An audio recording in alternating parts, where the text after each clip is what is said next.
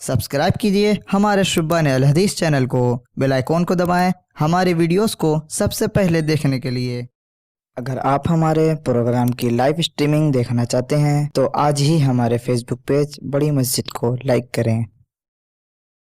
इन्नल हम्दलिल्लाहि नहमदुहु व नस्तईनुहु व नस्तगफिरुह व नऊज़ु बिल्लाहि मिन शुरूरि अनफुसिना व मिन सय्यिआति अअमालिना मन यहदिहिल्लाहु फला मुदिल्ल लहु व मन युद्लिल फला हादिय लहु व अशहदु अन ला इलाहा इल्लल्लाहु वहदहु ला शरीका लहु व अशहदु अन्न मुहम्मदन अब्दुहु व रसूलुहु अम्मा बअद फ़अऊज़ु बिल्लाहि मिनश शैतानिर रजीम बिस्मिल्लाहिर रहमानिर रहीम व यसअलूनका अनिल महीद क़ुल हुवा अज़न फ़अतज़िलुन निसाअ फ़िल महीद वला तक़रबूहुन्न हत्ता यतहुरन फ़इज़ा ततहहरन फ़अतूहुन्न मिन हैसु अमरकुमुल्लाह इन्नल्लाहा युहिब्बुत तव्वाबीन व युहिब्बुल मुततह्हिरीन वक़ाल अन्नबिय्यु सल्लल्लाहु अलैहि वसल्लम अत्तहुरु शत्रुल ईमान।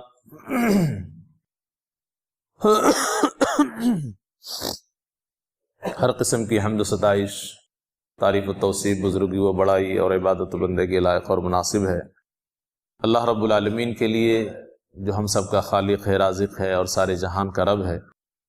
और दरूद सलाम नाजिल हो तमाम नबियों और रसूलों पर, ख़ास तौर पर आखिरी रसूल जनाब मोहम्मद सल्लल्लाहु अलैहि वसल्लम पर बेशुमार दरूद सलाम नाजिल हो। अल्लाहुम्मा सल्लि अलैहि व बारिक वसल्लिम।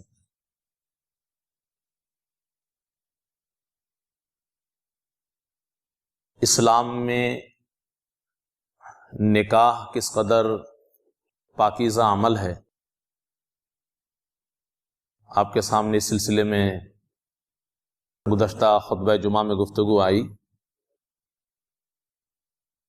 और अब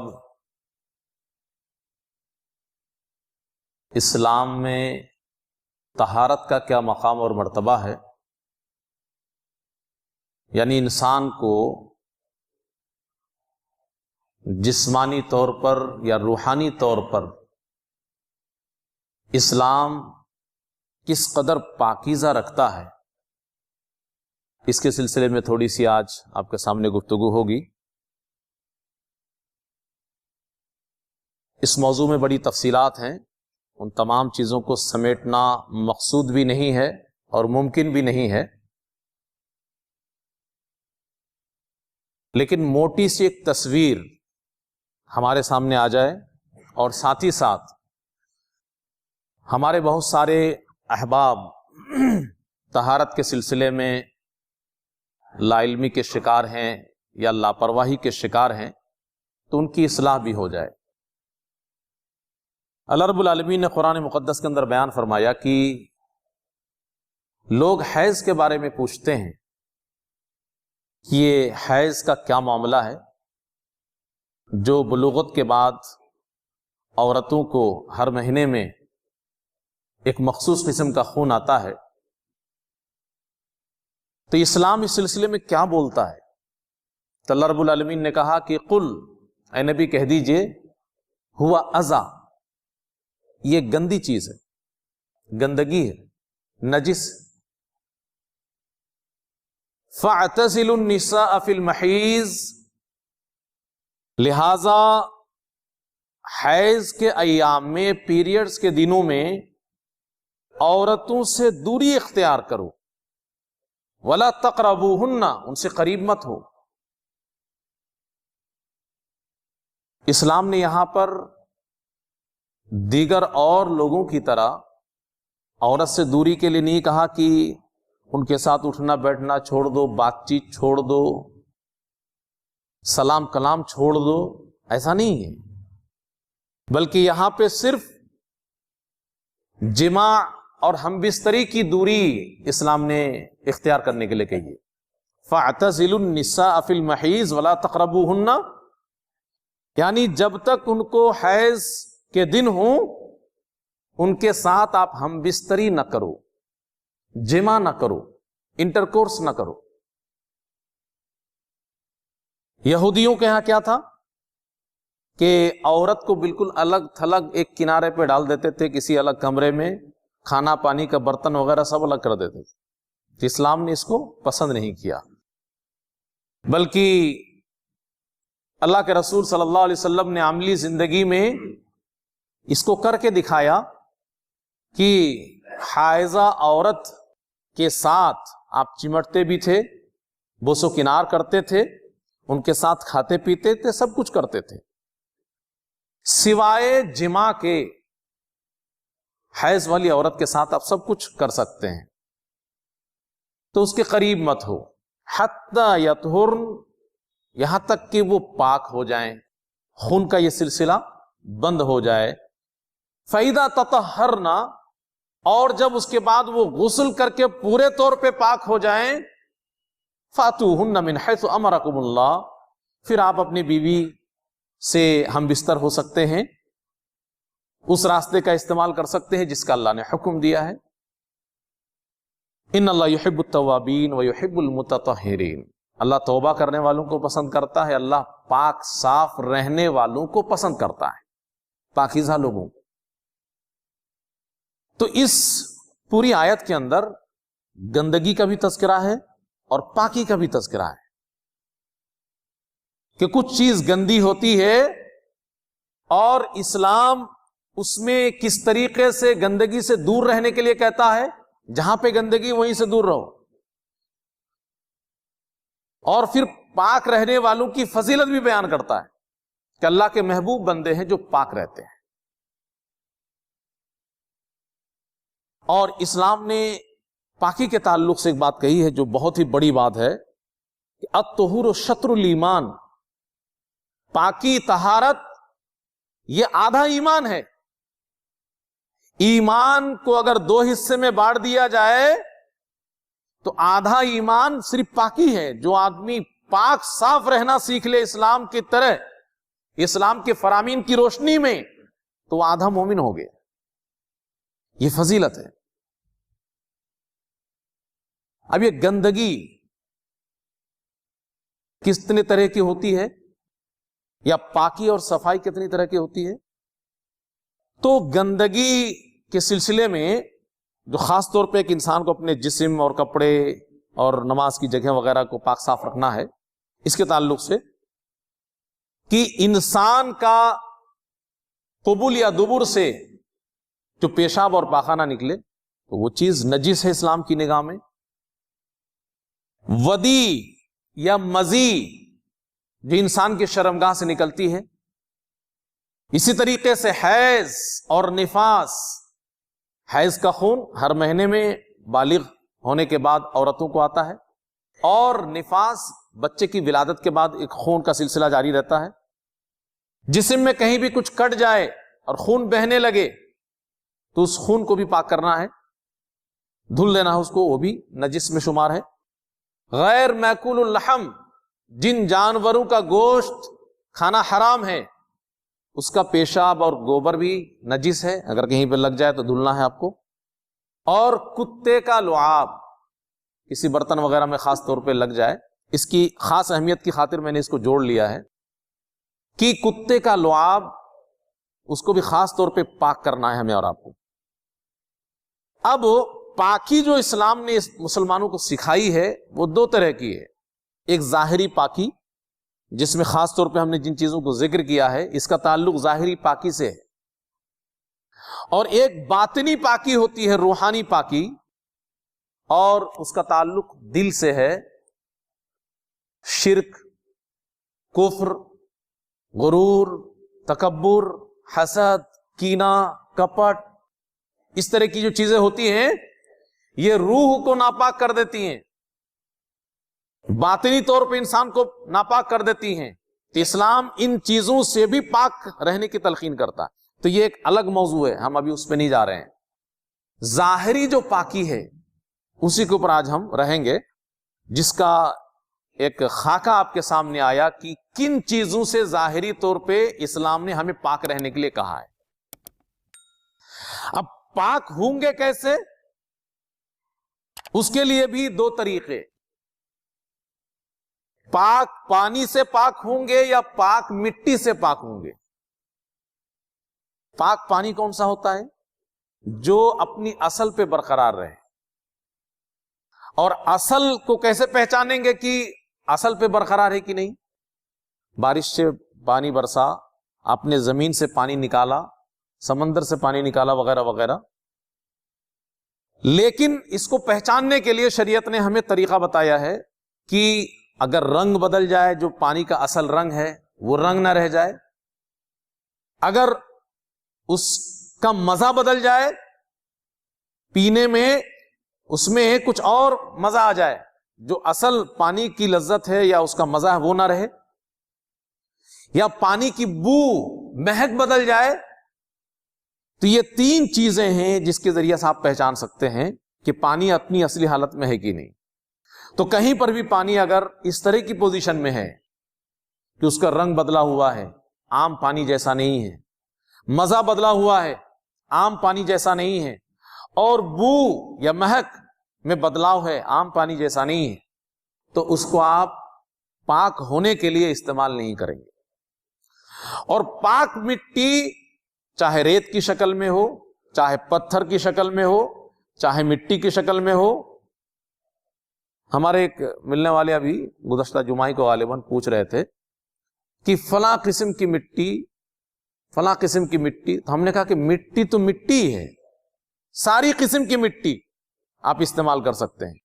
ریت کا بھی استعمال کر سکتے ہیں، پتھر کا بھی استعمال کر سکتے ہیں، اور مٹی کی جو بھی رنگت ہو اور جو بھی شکل ہو اور جو بھی نام ہو، مٹی مٹی، پاک ہونا شرط ہے. اور اس کے بعد پھر اسلام ان دونوں چیزوں کے تعلق سے، پیشاب پاخانہ اور دیگر چیزوں کے لیے دو لفظ استعمال کرتا ہے.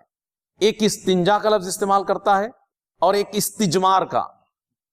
پیشاب پاخانے کے بعد بھی پاک ہونے کے لیے آپ پانی کا استعمال کر سکتے ہیں. تو پانی سے جب صفائی ہوگی تو اس کو عام طور پہ استنجا کہا جاتا ہے.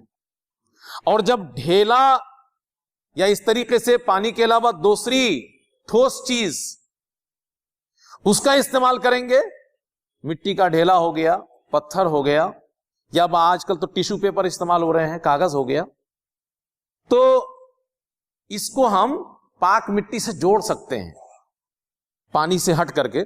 تو استجمار میں یہ چیزیں آتی ہیں، ڈھیلا وغیرہ، پتھر وغیرہ کا استعمال. لیکن اسلام میں پسندیدہ کیا ہے؟ پانی. اگر پانی ہے تو آپ پانی سے ہی پاکی حاصل کیجئے. اور یہ پیشاب پخانہ، یہ جو عام طور پہ ایک انسان کو لاحق ہوتا ہے، روز کا معمول ہے، اس گندگی سے بھی اسلام کس طریقے سے بچنے کی تلقین کرتا ہے؟ اسلام اس میں بڑی سختی کے ساتھ تاکید کرتا ہے کہ کوئی لاپرواہی نہ برتے اس میں.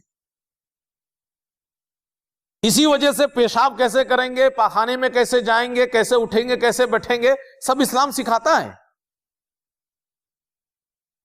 پیارا رسول جناب محمد صلی اللہ علیہ وسلم اپنے ساتھ ایک چھوٹا سا نیزہ رکھا کرتے تھے، اور حدیث کے اندر وضاحت موجود ہے کہ اس نیزے سے آپ صلی اللہ علیہ وسلم جب پیشاب وغیرہ کے لیے بیٹھتے تھے تو پہلے مٹی کو تھوڑا سا نرم بناتے تھے تاکہ سخت نہ رہے. نیزہ کے ذریعے سے ایک استعمال نیزہ کا یہ بھی تھا کہ مٹی اگر سخت ہے تو پیشاب کریں گے تو پیشاب کے چھٹے واپس کپڑے پہ، بدن پہ لگ سکتے ہیں.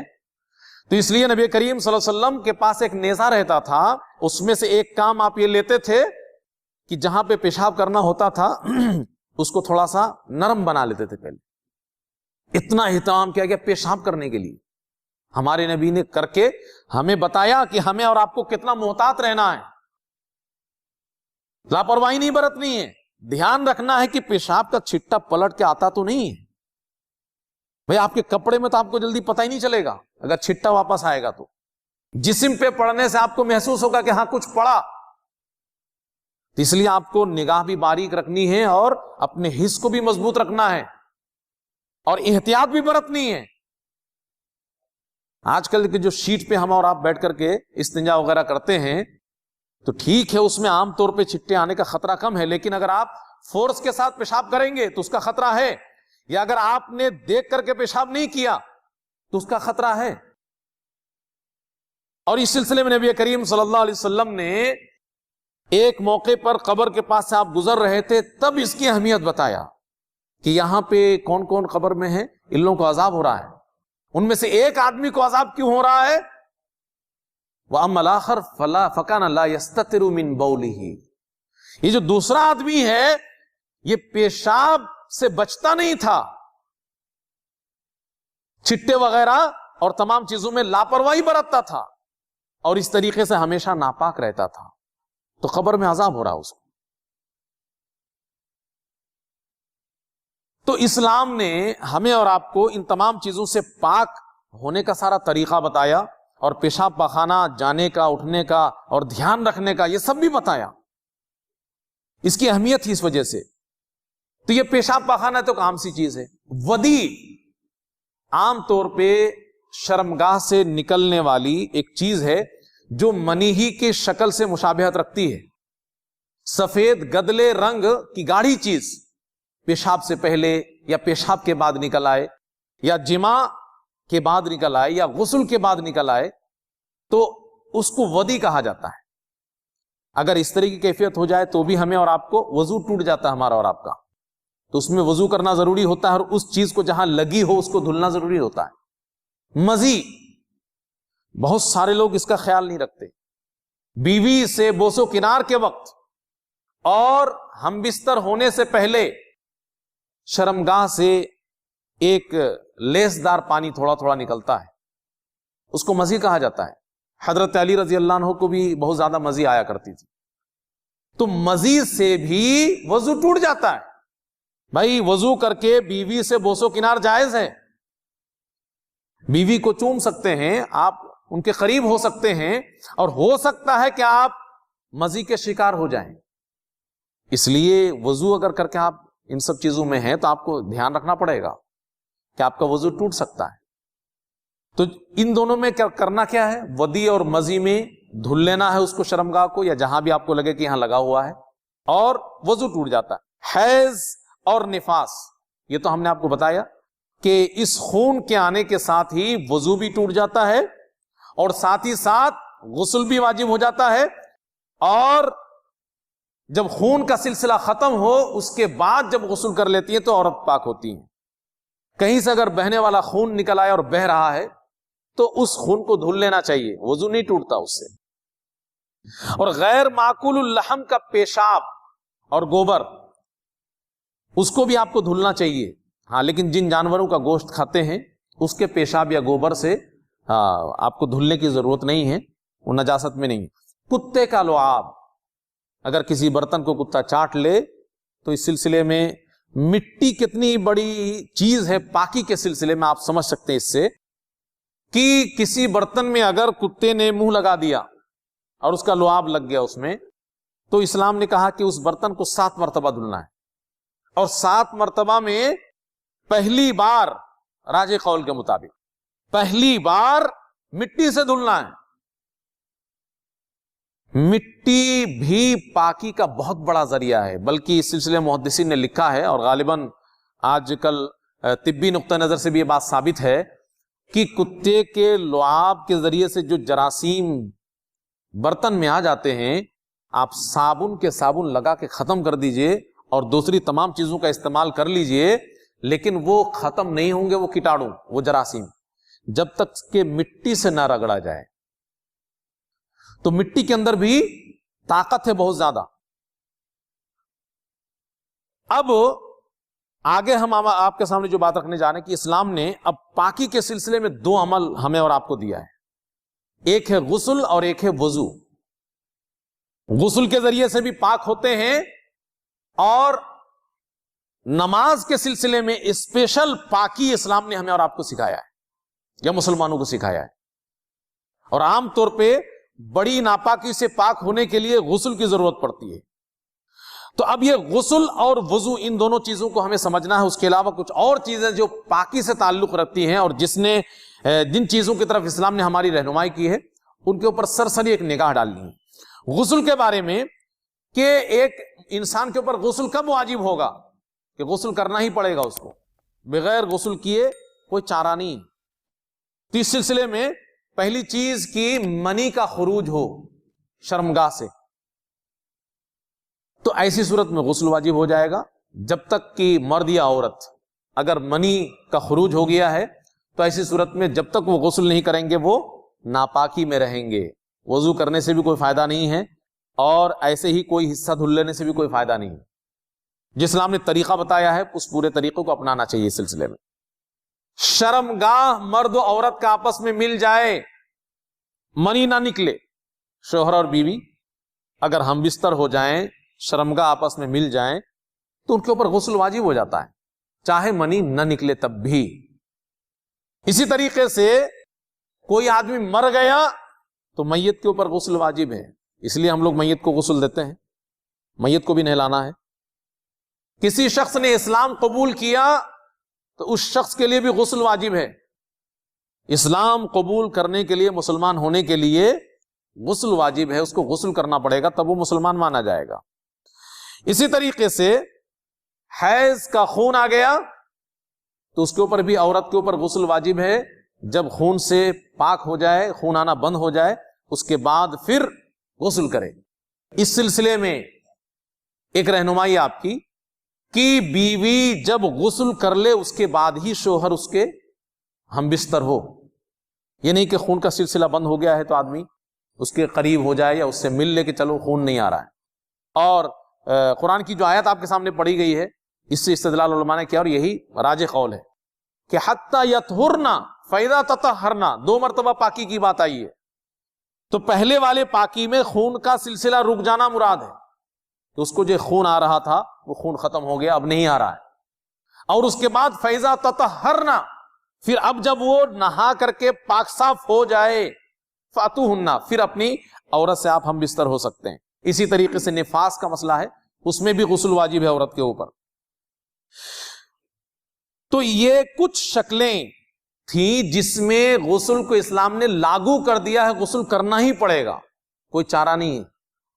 اب چاہے اس میں پانی کا استعمال کیا جائے اور اگر پانی نہیں ہے تو پاک مٹی کا استعمال کیا جائے، ہاں لیکن تیمم کے بارے میں آپ کو یاد رکھنا پڑے گا کہ جب پانی میسر ہو جائے تو پھر آپ کے لیے وہ تیمم کا وقت ختم ہو گیا، نئے سرے سے غسل کرنا پڑے گا یا وضو کرنا پڑے گا۔ کچھ شکلیں ایسی ہیں کہ جس میں اسلام نے لاگو تو نہیں کیا غسل کو، لیکن کہا کہ غسل کر لینا بہتر ہے، اچھا ہے، مستحب۔ وہ شکلیں کیا ہیں؟ کوئی اگر حج اور عمرے کے لیے جا رہا ہے اور احرام باندھ رہا ہے تو پہلے غسل کر لے پھر احرام باندھے۔ اسی طریقے سے کسی میت کو کسی نے نہلایا تو نہلانے والا بھی غسل کر لے۔ کوئی شخص اگر بے ہوش تھا، اب اس کے بعد ہوش آیا تو ہوش آنے کے بعد اس کو نہا لینا چاہیے۔ کوئی آدمی پاگل ہو گیا تھا اور علاج کے بعد وہ عقل میں آ گیا تو اس کو غسل کر لینا چاہیے۔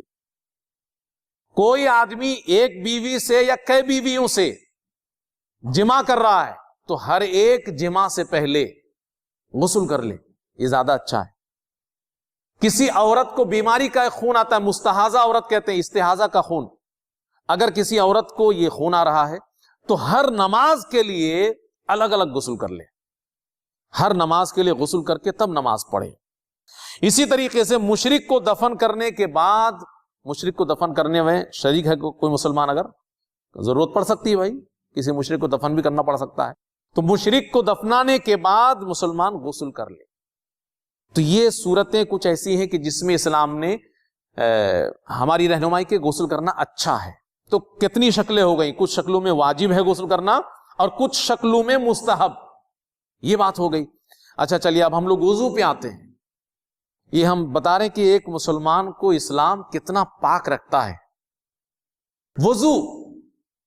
وضو تو کم از کم دن بھر میں 2 مرتبہ، مجھے جہاں تک اپنے ایک تجربہ کہہ لیجئے کہ ایک انسان کو پیشاب پخانے اور ریح خارج ہونے سے محفوظ رہنے کے لیے انسان ہے تو کم از کم 2 مرتبہ شاید ضروری ہے کہ انسان کو ضرورت پڑے گی۔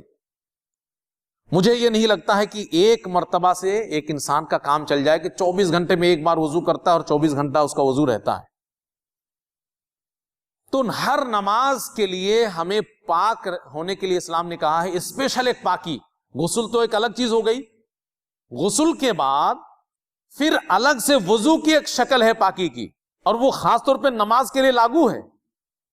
چاہے آپ نفل نماز پڑھیں چاہے فرض نماز پڑھیں, ہر ایک نماز کے لیے وضو کو اسلام نے شرط کے طور پہ لگا دیا ہے. اگر وضو سے نہیں ہے آپ تو نماز نہیں ہوگی. اور نماز ہمارے آپ کے اوپر 5 وقت فرض ہے, تو وضو کا ہونا ضروری ہے. اور وضو اگر ہم آج کے دور کے حساب سے ہم دیکھتے ہیں, بہتر تو یہی ہے کہ 5 وقت کے لیے الگ سے وضو کرے آدمی. پاک ہیں آپ پہلے سے, آپ نے ظہر کی نماز پڑھی اور آپ پاک ہیں, آپ کا وضو ٹوٹا نہیں ہے. اب عصر کے وقت میں آپ چاہیں نماز پڑھ سکتے ہیں اس وضو سے, لیکن بہتر ہے کہ آپ وضو کر لیں. تو ایک مسلمان اگر دیکھا جائے آج کے دور کے حساب سے تو اس کو 5 مرتبہ وضو کی ضرورت ہے. 5 وقت کی نماز ادا کرنے کے لیے 5 مرتبہ اس کو وضو کی ضرورت ہے.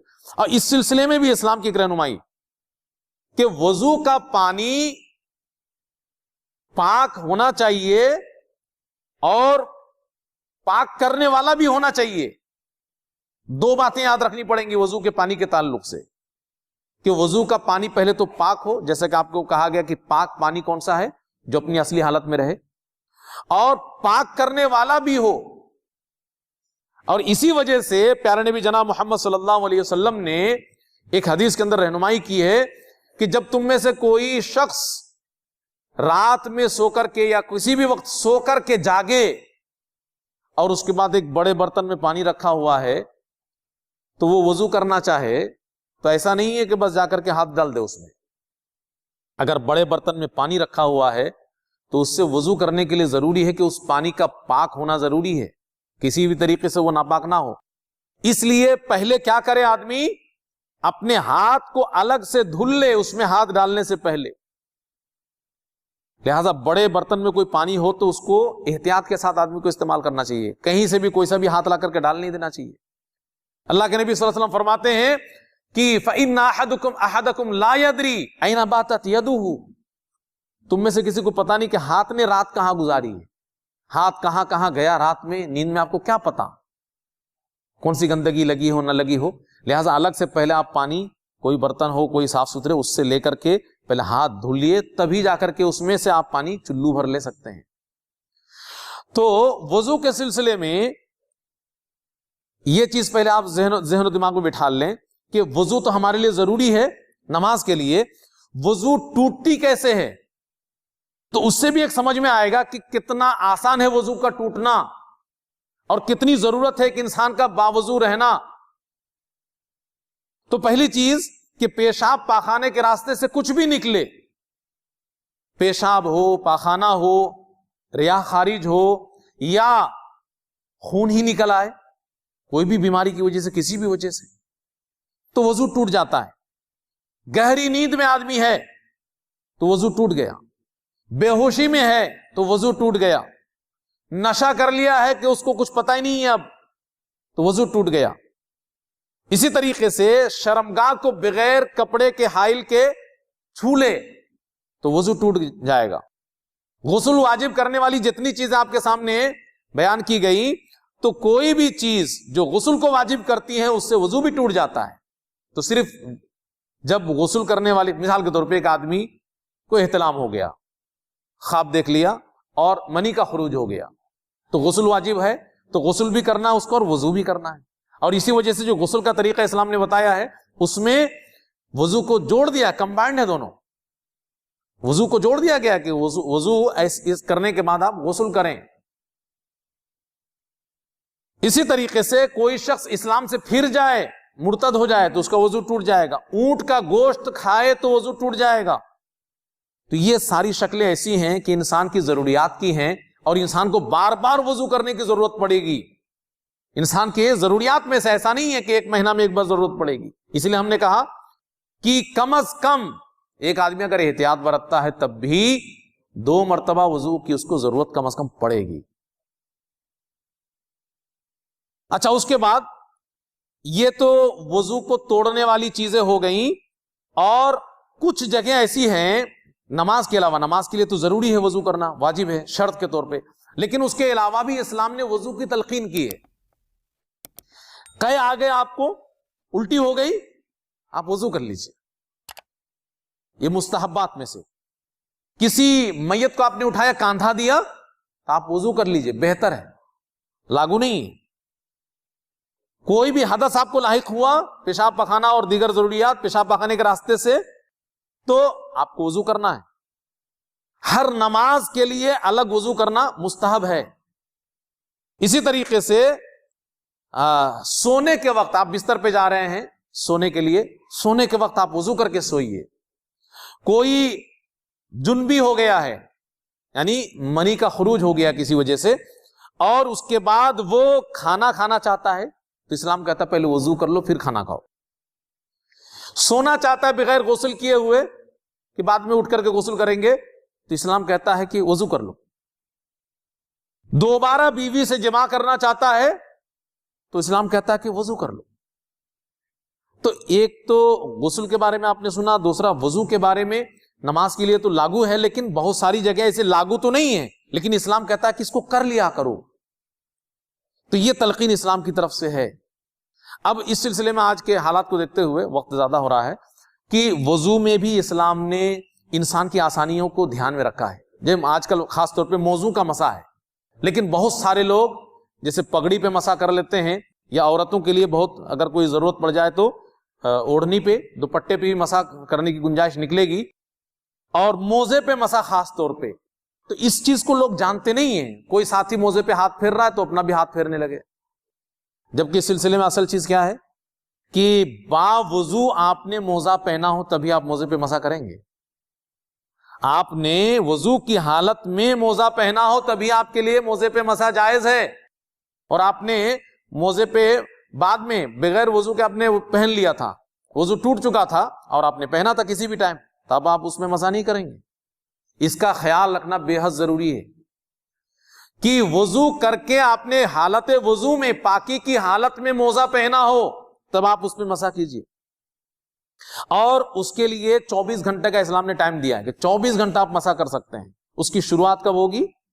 جب آپ اس میں مسا کرنا شروع کریں گے. آپ نے ظہر کے وقت وضو کیا، نماز کے لیے آپ نے موزہ پہن لیا وضو کر کے، لیکن آپ نے عصر کے وقت، آپ کا وضو ٹوٹا کچھ بھی ہوا اس بیچ میں، عصر کے وقت آپ نے نماز کے لیے پھر وضو کرنا شروع کیا تو موزہ پہنے ہوئے تھا، آپ نے مسا کیا، تو اب یہ وقت اس کا شروع ہوا 24 گھنٹہ. کل عصر تک آپ کے لیے گنجائش ہے. 24 گھنٹے کے بعد پھر آپ کو اتارنا پڑے گا موزہ، اور اس کے بعد پھر پاکی کی حالت میں پہننا پڑے گا. اسی طریقے سے جو پگڑی لوگ رکھیں گے یا کوئی اس طریقے کی دوپٹہ وغیرہ، تو وہ بھی پاکی کی حالت میں اگر آپ نے پہنا ہوگا تبھی آپ اس کے اوپر مسا کریں گے. بغیر پاکی کی حالت میں اگر آپ نے چڑھایا ہے تو نہیں. ہاں، جو پٹی وغیرہ ہوتی ہے مجبوری کی شکل، اس کے لیے یہ بات شریعت نے لاگو نہیں کی ہے. پٹی وغیرہ جو ایمرجنسی میں آدمی لگا لیتا ہے تو پاکی کی حالت میں چڑھی ہو چاہے جس حالت میں بھی چڑھی ہو، اس کے اوپر وہ مسا کرے گا. اب اختصار کے ساتھ کہ ان کے علاوہ اسلام نے مسواک کی بڑی اہمیت بتائی ہے. اور لوگ کہتے ہیں کہ اگر 2 مرتبہ آج کے وقت میں 2 مرتبہ برش کر لو تو بڑا اچھا ہے، لیکن اسلام نے کہا کہ اگر 5 مرتبہ کر لو تو زیادہ اچھا ہے. اگر میری امت پہ یہ بات بھاری نہ ہوتی تو اللہ کے رسول صلی اللہ علیہ وسلم فرماتے ہیں کہ میں اپنی امت کو حکم دیتا کہ ہر نماز کے وقت وہ مسواک کریں. تو یہ منہ کی صفائی کے تعلق سے اسلام کی رہنمائی ہے. ختنہ کرنا مرد کے لیے واجب ہے، عورت کے لیے واجب نہیں ہے. تو ختنہ کرنا اسلام میں ہے، اور وہ بھی گندگی کی جگہ ہے. اگر ختنہ نہیں کریں گے تو وہاں پہ پیشاب وغیرہ رہیں گے، اور ڈاکٹری طبی نقطہ نظر سے کینسر کا بھی خطرہ ہے. اسی طریقے سے مونچھ کاٹنا، آپ مونچھ بڑھا کر کے ایک مرتبہ دیکھ لیجئے کہ آپ کو الجھن ہوتی ہے کہ نہیں ہوتی ہے. اور یہاں سے ناک کا بھی معاملہ ہے، ناک سے بھی گندگیاں ہوتی ہیں، اور وہیں پہ مونچھ بڑے بڑے ہوں گے، اور وہ مونچھ کھانے پینے میں ہر ٹائم آپ کے منہ پہ، تو الجھن پیدا کرے گی. پاکیزگی سے آپ کو سکون اور تازگی کا احساس ہوگا. اور جتنی بھی ساری چیزیں اس طرح کی ہیں کہ جس کا تعلق نجاست سے ہے یا جس کو اسلام نے ہٹانے کا حکم دیا ہے، اس کو ہٹا کر کے آپ کو سکون ملے گا. تو مونچھ بڑے ہونے سے آپ کو الجھن پیدا ہونے لگے گی. زیر ناف کے بال، ناف کے نیچے کے بال، کسی نے اگر زیادہ دن تک اس کو چھوڑ رکھا تو 50 قسم کی گندگیوں سے وہ جوجھے گا، پھوڑے پھنسیاں بھی ہو جائیں گی اس کو. تو اسلام نے خاص طور پہ اس کی بھی تلقین کی ہے، مرد ہو عورت ہو، کہ زیر ناف کے بال کو صاف کر لیا کریں. بغل کے بال کو اکھاڑنے کی اسلام بات کہتا ہے. یہاں پر بھی گندگیاں ہیں، اگر آدمی اس کو بال کو صاف نہ رکھے، صاف نہ کرے. اسی طریقے سے ناخن کاٹنا، اسلام نے تمام احادیث اس سلسلے میں موجود ان ساری چیزوں کے بارے میں. ناخن کاٹنے کی اسلام بات کہتا ہے کہ ناخن ساری گندگیاں جمع ہوتے ہیں، اور یہ گندگیاں ایسی ہوتے ہیں نا، ناخن بڑے ہوتے ہیں، آسانی سے صاف نہیں ہوتے ہیں. وہ کہے گا نارملی صاف ہو جائے گا، نہیں ہوتا ہے، بڑی محنت سے صاف کرنا پڑے گا آپ کو اس کو اگر صاف کرنا چاہیں گے. اور ناخن کاٹنے کے جیسا صاف ہو ہی نہیں سکتا، وہ کچھ نہ کچھ گندگی رہی جائے گی. اسی طریقے سے انگلیوں کے جوڑ، یہ انگلیوں کے جوڑ میں بھی گندگیاں ہوتی ہیں، پیر کے اور ہاتھ کے. تو اسلام نے انگلیوں کے جوڑ کو بھی صاف کرنے کے لیے کہا، دھلنے کے لیے کہا ہے. اور بال جو سر کے اوپر ہوتا ہے اس میں بھی اسلام نے ہماری رہنمائی کی ہے کہ آپ اس میں کنگھی کریں، تیل لگائیں، اس کو طریقے سے رکھیں، بال کو طریقے سے رکھیں. کبھی جب اگر آپ کی عادت نہیں ہے، بال بڑے ہو جائیں تو آپ کو دن رات الجھن بنی رہے گی، اچھا نہیں لگے گا. اور جیسے بال کاٹیں گے آپ کو کتنا سکون ملے گا، آپ ایک مرتبہ آزما کے دیکھ لیجیے. صحابہ کرام رضوان اللہ علیہم اجمعین کے حوالے سے بات ملتی ہے کہ جیسے کہ زیر ناف کے بال ہو گئے، بغل کے بال ہو گئے، ان تمام چیزوں کو 40 دن سے زیادہ اس کی مدت نہیں ہونی چاہیے، اس سے پہلے ہی انسان کو اس کو صاف کر لینا چاہیے. تو خلاصہ کلام یہ ہے کہ ایک انسان کو اسلام نے دینی طور پر مذہبی طور پر اتنا پاکیزہ رکھا ہے. دنیا میں کوئی بھی مذہب نہیں ہے، یہ چیلنج ہے پوری دنیا کے لیے. دنیا میں کوئی بھی مذہب نہیں ہے کہ اسلام کی جیسی طہارت اور پاکی اور صفائی کا تذکرہ اس مذہب کے اندر موجود. کسی بھی مذہب کا مطالعہ کر کے آپ دیکھ لیجیے، اسلام نے صفائی اور ستھرائی کو جس پیمانے میں اٹھا کر کے رکھا ہے. اب آج ہم لوگ جو ہے صفائی ستھرائی کے نعرے دیتے ہیں دنیا میں لوگ اور باتیں کرتے ہیں، لیکن اسلام نے جتنی مضبوطی کے ساتھ اس کو بیان کیا ہے، جتنی وضاحت کے ساتھ، اور ایک ایک چیز کی جتنی تفصیلات اسلام نے رکھی ہیں، یہ کسی دنیا کے کسی بھی مذہب میں نہیں. تو اسلام پورا کا پورا ایک پاکیزہ مذہب ہے ہر اعتبار سے. کسی بھی پیمانے پہ آپ اس کو جانچ لیں. یہ ایک تصویر آپ کے سامنے رکھی گئی تاکہ آپ سمجھ سکیں اور ہمارے غیر مسلم بھائی بھی اسلام کو صحیح تصویر سمجھ سکیں. وقت ختم ہو گیا ہے اور غسل کا طریقہ ہم آپ کو بتا نہیں سکے، جبکہ وہ بھی بہت ہی ضروری چیز ہے، وہ بہت مشکل نہیں ہے. ایک انسان جو نماز کے لیے وضو کرتا ہے، شروع میں اپنے شرمگاہ وغیرہ دھل لے، اور اس کے بعد مٹی وغیرہ میں ہاتھ وغیرہ رگڑ کر کے صابن سے، اس کے بعد وضو کرے جیسا کہ نماز کے لیے وضو کرتا ہے. صرف پیر کو چھوڑ دے، باقی پورا وضو کر لے. پھر 3 چلو پانی سر پہ ڈالے خوب اچھی طرح، پھر پورے بدن میں پانی بہا لے، اور آخر میں پیر پہ پانی ڈال لے. تو یہ ایک مختصر سا طریقہ ہے غسل کا بھی. اور ہمارے استاد محترم رحمہ اللہ عبدالسلام مدنی صاحب، ہم لوگ ان سے پوچھتے تھے کہ عام غسل کیسے کریں، جیسے کہ ہم روزانہ غسل کرتے ہیں، عادت سی ہے. تو ان کی رہنمائی تھی جو مجھے پسند آئی کہ دیکھیے اسلام نے جو غسل کا طریقہ سکھایا اس کے علاوہ کوئی اور طریقہ اسلام میں ہے نہیں، لہذا عام غسل میں بھی اسی طریقوں کو اپنا لینا چاہیے. آپ کسی واجب غسل میں نہیں ہیں، یوں ہی آپ غسل کرنا چاہتے ہیں تب بھی وہی طریقہ اپنائیں جو شریعت نے ہمیں غسل کا طریقے کی شکل میں دی ہے، کیونکہ شریعت میں بس ایک ہی طریقہ ہے، لہٰذا عام غسل میں بھی اس کو اپنا لینا چاہیے. اللہ رب العالمین سے دعا ہے کہ اللہ رب العالمین ہم تمام لوگوں کو مکمل طور پر اسلام پہ عمل کرنے کی توفیق عطا فرمائے، پاک صاف رہنے کی اللہ رب العالمین ہمیں توفیق عنایت فرمائے. ویڈیو اچھی لگی ہو تو اسے لائک کریں، دوسروں کے ساتھ شیئر کریں. نیچے والی ویڈیو کو بھی دیکھیں. اگر آپ نے ہمارے چینل کو سبسکرائب نہ کیا ہو تو اسے سبسکرائب کریں. أَوَلَمْ يَرَوْا إِلَى الطَّيْرِ فَوْقَهُمْ صَافَّاتٍ وَيَقْبِضْنَ مَا يُمْسِكُهُنَّ إِلَّا الرَّحْمَنُ